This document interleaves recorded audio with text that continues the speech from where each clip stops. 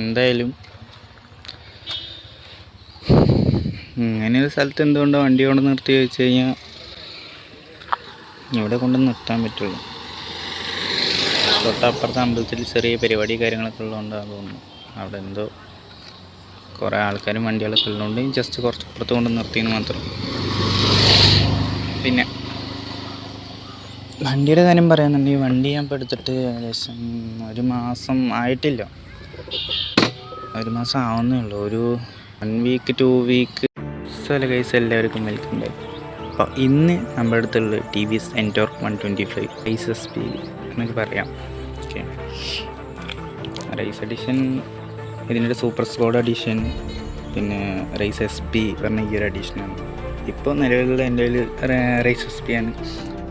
61 ആ റേഞ്ചിൽ എനിക്ക് മൈലേജും കാര്യങ്ങളും കിട്ടുന്നുണ്ട്.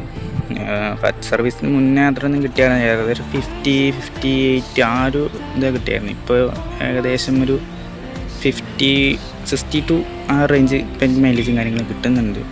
ഇനിയിപ്പോൾ അതെങ്ങനെയൊന്നും കാര്യങ്ങൾ അത്യാവശ്യം ഒരു ബഡ്ജറ്റ് ഫ്രണ്ട്ലി ബൈക്ക് സ്കൂട്ടറാണോ ചോദിച്ചു കഴിഞ്ഞാൽ സാധാരണക്കാർക്ക് ഏറെക്കുറെ ഒരു ബഡ്ജറ്റ് ഫ്രണ്ട്ലി സ്കൂട്ടറാണ്.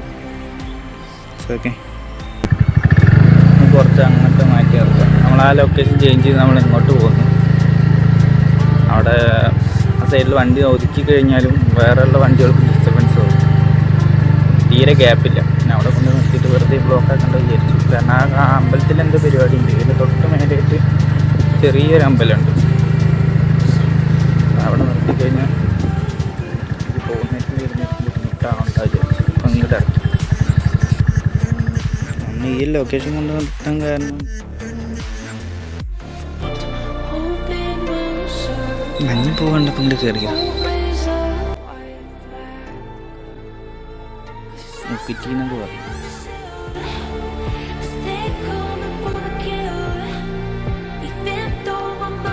ഇന്ത്യ ബാരലൊക്കെ ഇവിടെ കൊണ്ട് നിർത്തിപ്പോൾ എന്തായാലും ഈ ഒരു വണ്ടി എടുത്തിട്ട് എനിക്ക് ഫസ്റ്റ് ടൈം ആദ്യം വന്ന പണിയാണ്. ഇതിൻ്റെ അടിയിലൊരു സംഭവമുണ്ട്. ഈ ഒരു കേബിൾ ഒരു ടൈറ്റ് ചെയ്ത് വെച്ച് തന്നിരിക്കുകയാണ്. ഇതിൻ്റെ അടിയിലൊരു കേബിൾ വരുന്നുണ്ട്. ഒരു മീറ്ററിൻ്റെ direct meter console key set ഉണ്ടല്ലോ. ഈ കീ നമ്മൾ ഓണാക്കി കഴിഞ്ഞാലും ഡിസ്പ്ലേയിൽ ഇതുപോലെ ഡിസ്പ്ലേ ഓണാവില്ല. ഇതിൽ എഞ്ചിനിലോട്ട് പവറും പോകുന്നില്ല.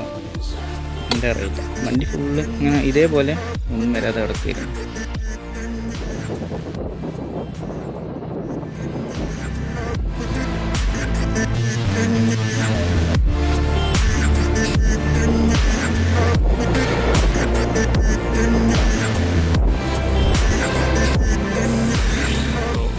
നമ്മൾ ഈ ഒരു വണ്ടി എടുത്തിട്ട് എന്ന് വെച്ചാൽ TVS Ntorq 125 റേസ് SP പറഞ്ഞ ഈ ഒരു സ്കൂട്ടർ എടുത്തിട്ട് ഏകദേശം 1 month 2 week ആയിട്ടുണ്ട്. അപ്പോൾ ആ 2 വീക്കിനുള്ളിൽ നമ്മൾ ഓടി കിലോമീറ്റർ 1528 കിലോമീറ്റർ നമ്മൾ നിലവിലിപ്പോൾ ഓടിയിട്ടുണ്ട്. എന്നിട്ട് ഫസ്റ്റ് സർവീസ് കഴിഞ്ഞു. ഫസ്റ്റ് സർവീസ് ആവുന്ന ടൈം ആകുമ്പോഴേക്കും എനിക്ക് ചെറിയൊരു പണി കിട്ടിയായിരുന്നു. കാരണം എന്താണെന്ന് വെച്ച് കഴിഞ്ഞാൽ ഈ ഒരു കിൽ സ്വിച്ച് ഉണ്ടല്ലോ, ഒരാൾ നേരത്തെ മാത്രം നോക്കുമ്പോൾ ഇത് ഓണാക്കി കഴിഞ്ഞാൽ മീറ്റർ കൺസോൾ ഓണായി വരുന്നില്ല. അപ്പോൾ ഇത് അങ്ങനെ ഓണാന്ന് ചോദിച്ചു കഴിഞ്ഞാൽ നമ്മളിത് ഇതാക്കിയിട്ട് കീന് ഓണാക്കി ഇട്ടിട്ട് 2-3 വട്ടം സൈഡ് സ്റ്റാൻഡ് ഇങ്ങനെ പൊക്കിയിട്ടിങ്ങനെ തട്ടി മാറ്റി ഇട്ട് കഴിഞ്ഞാൽ മീറ്റർ കൺസോൾ ജസ്റ്റ് ഒന്ന് മെല്ലെ ലോഡ് എടുത്തൊന്ന് ഇങ്ങനെ ഓണായി വരും.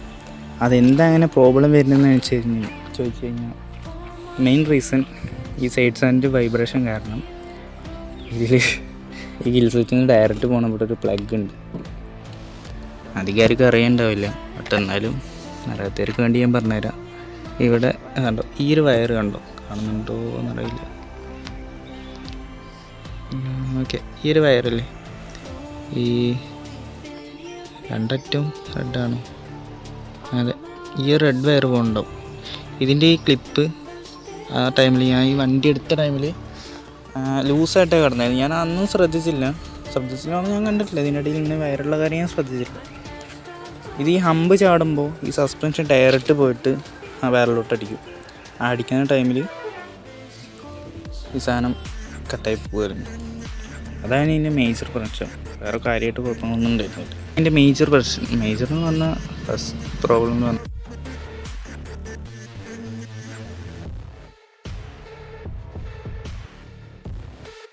അറിയില്ല, പണ്ട് കുറേ പോകേണ്ടി വരും. നല്ല ടീമാണ്. അതെന്തായാലും ഈ ഒരു ഫേസ് ഇതിൽ പെട്ടണോ ഇല്ലയെന്ന് എനിക്ക് അറിയില്ല കേട്ടോ.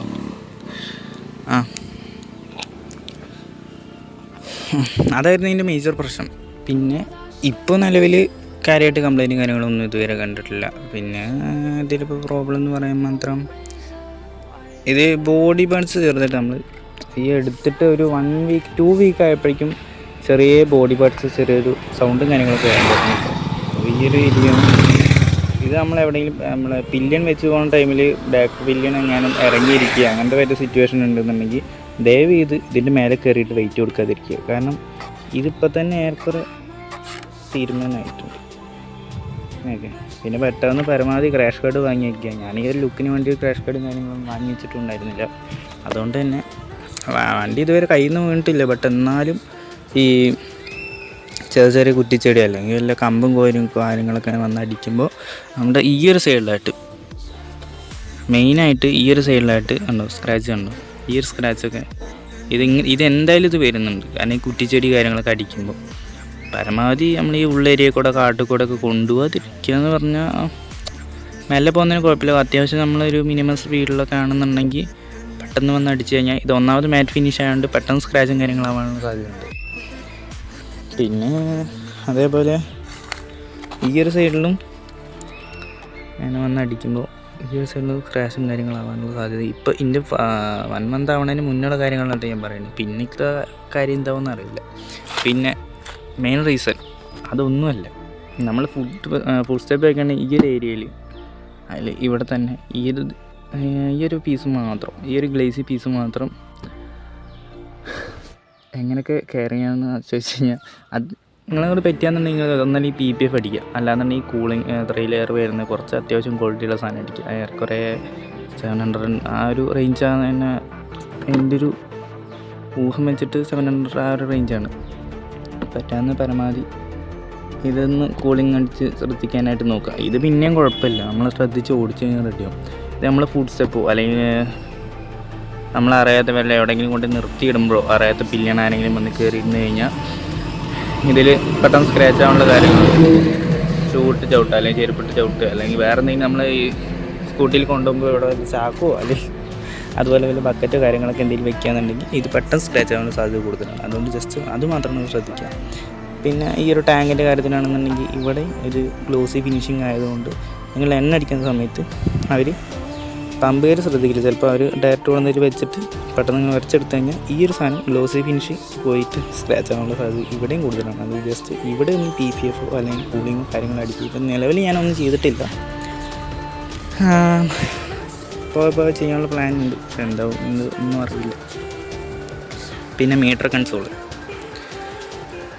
ഇതിൻ്റെ കാര്യത്തിൽ നമ്മുടെ കയ്യിൽ നിന്ന് സ്ക്രാച്ച് ആകാനുള്ള സാധ്യത തന്നെ ഏറ്റവും കൂടുതൽ. ഇത് തന്നെ ഇപ്പോൾ ഈ കാണുന്ന സ്ക്രാച്ച് മൊത്തം എൻ്റെ കയ്യിൽ നിന്നായതാണ്. ഞാൻ ഇതിൽ കൂളിങ് അടിച്ചിട്ടുണ്ട്, ജസ്റ്റ് ചെറിയ കൂളിംഗ് ആണ്. ഇതിൻ്റെ ഗ്ലാസ് ഒരു ടെമ്പർ ഗ്ലാസ് പോലെ ടൈപ്പ് സാധനം ഞാൻ മീഷോയിലും കാര്യങ്ങളൊക്കെ കണ്ടായിരുന്നു. അത് മീഷോയിലും ഉണ്ട്, ആമസോണിലുണ്ട്, ഫ്ലിപ്കാർട്ടിലുണ്ട്. നിങ്ങൾക്ക് ഏത് വെബ്സൈറ്റ് താല്പര്യം തന്നെ അതിൽ കയറിയിട്ട് നിങ്ങൾക്ക് പർച്ചേസ് ചെയ്യാൻ. അതിൻ്റെ റേറ്റും കാര്യങ്ങൾ എന്താ അറിയില്ല, ഞാൻ താഴെ ഡിസ്ക്രിപ്ഷനിൽ കൊടുക്കാം. ഓക്കെ. പിന്നെ ഇപ്പോൾ ഈ SP-യുടെ കാര്യത്തിൽ പറയുകയാണെന്നുണ്ടെങ്കിൽ എല്ലാവരും SP-യുടെ റിവ്യൂ കാര്യങ്ങളൊക്കെ പതിമുക്ക് ആൾക്കാർ ചെയ്തിട്ടുള്ളതാണ്. അതുകൊണ്ട് ഇപ്പോൾ ഞാൻ ആരെയായിട്ട് പറഞ്ഞു തരേണ്ട കാര്യങ്ങളൊന്നുമില്ല. എന്തായാലും അതിൽ ഫുഡ് സ്റ്റോറേജ് ഏറെക്കുറെ ഇത്രയും കാര്യമാണ് നിലവിൽ വരുന്നത്. മുൻപെന്ന് പറഞ്ഞു കഴിഞ്ഞാൽ ഈ ഒരു സാധനത്തിൽ ഒരു ലൈറ്റ് കൊടുത്തായിരുന്നു. ഈ കുറച്ച് ടൈം കഴിഞ്ഞ് ഈ കവറുണ്ട്, ഇതിനെന്ന് പറയാം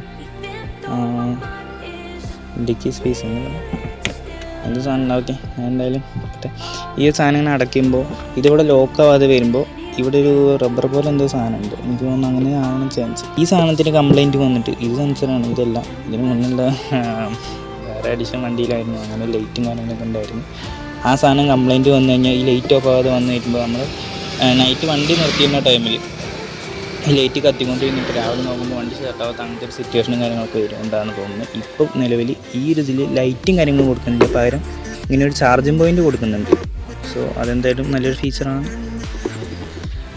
ഡിക്കി സ്പേസിൽ നമുക്ക് ഫോണും കാര്യങ്ങളും വെച്ചിട്ട് പോകണമെങ്കിൽ ഇതിൽ വെച്ചിട്ട് പോകാം. അങ്ങനെ വയറും കാര്യം പുറത്തേക്ക് എടുക്കാനുള്ള സെറ്റപ്പും കാര്യങ്ങളൊന്നുമില്ല. അതെന്തായാലും നിങ്ങളതിനെ ജസ്റ്റ് ഒന്ന് അഡ്ജസ്റ്റ്മെൻറ്റ് ചെയ്യേണ്ടി വരും. അപ്പോൾ ഇതൊക്കെയാണ് എനിക്കിപ്പോൾ നിലവിൽ നിങ്ങളോട് പറയാനുള്ള കാര്യം. ഇപ്പോൾ ഈ ഒരു വണ്ടി എടുത്തിട്ട് 1 മന്ത് ഓടിച്ച റിവ്യൂ. എനിക്ക് മൈലേജ് വെച്ച് കഴിഞ്ഞാൽ ഞാൻ പറഞ്ഞല്ലോ, എനിക്ക് ഏകദേശം ഞാൻ ഫസ്റ്റ് സർവീസിന് മുന്നേ വണ്ടി എടുത്ത ടൈമിൽ എനിക്ക് 58-50 ആ ഒരു റേഞ്ചിൽ എനിക്ക് മൈലേജും കാര്യങ്ങൾ കിട്ടിയായിരുന്നു. ഇപ്പോൾ നിലവിൽ എനിക്ക് ഫസ്റ്റ് സർവീസ് കഴിഞ്ഞു, ഇപ്പോൾ അത്യാവശ്യം ഇതുള്ളതുകൊണ്ട് അതെങ്ങനെ അറിയില്ല, എനിക്ക് 60-62 വരെ എനിക്ക് മൈലേജും കാര്യങ്ങളും കിട്ടുന്നുണ്ട് നിലവിൽ. സോ ഇതാണ് എൻ്റെ അഭിപ്രായം. ബാക്കി ഞങ്ങൾ കമൻറ്റായിട്ട് രേഖപ്പെടുത്താം. ഓക്കെ, അപ്പോൾ ഓക്കെ ബൈ. ഞാൻ അടുത്തൊരു വീഡിയോ ആയിട്ട് കാണാം. അതുവരെയും ബൈ.